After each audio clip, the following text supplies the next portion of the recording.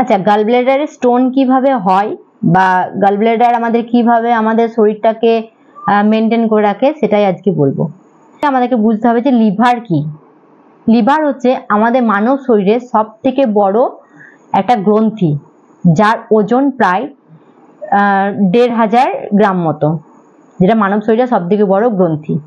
এর অনেক ফাংশন আছে, অনেক কাজ আছে, যেমন প্রোটিন জাতীয় খাবারকে গ্লুকোজে পরিণত করে, অ্যামাইনো অ্যাসিডকে অ্যামোনিয়াতে পরিণত করে, আবার সেই অ্যামোনিয়াকে আবার ইউরিনে পরিণত করে।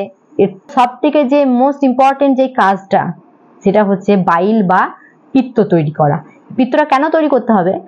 আমাদের মানব শরীরের যে ক্ষুদ্রান্ত যে পার্টটা আছে, ক্ষুদ্রান্ত ইন্টেস্টাইন, সে কিন্তু অম্ল জাতীয় খাবারটাকে কিন্তু ডাইজেস্ট করতে পারে না, তাকে ক্ষার জাতীয় খাবার দিতে হবে। এবার সে ক্ষার পাবে কোথায়?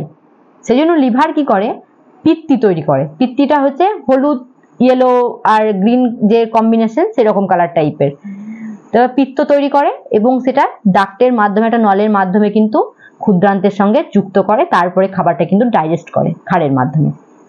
লিভারের তো একটা রেস্টের দরকার, আমাদের প্রত্যেকটা বডি পার্টের কিন্তু একটা রেস্টের দরকার।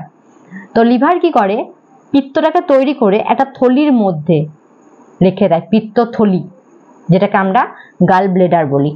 এবার এই গাল ব্লেডার আমরা যখনই কোনো কিছু খাবার খাই, যখনই আমাদের মুখ তো সবসময় চলছে, যখনই আমরা কোনো কিছু খাবার খাই, তো গাল ব্লেডারের যে পিত্তটা রাখা আছে সে তখন ওই ক্ষুদ্রান্তে গিয়ে খাবারটাকে পৌঁছে দেয়, মানে রসটাকে পৌঁছে দেয়, তারপর সেই খাবারটা তখন ডাইজেস্ট করে ইজিলি।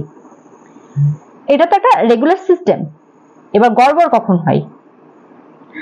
যখন আমরা অতিরিক্ত পরিমাণে অয়েলি খাবার বা ফ্যাটি খাবার বা কোলেস্টেরল, হাই কোলেস্টেরল টাইপের যখন খাবারগুলো খেয়ে নিই, তখন প্রত্যেকের তো একটা কন্ট্রোল সিস্টেম আছে না, যে নিয়ন্ত্রণ আছে।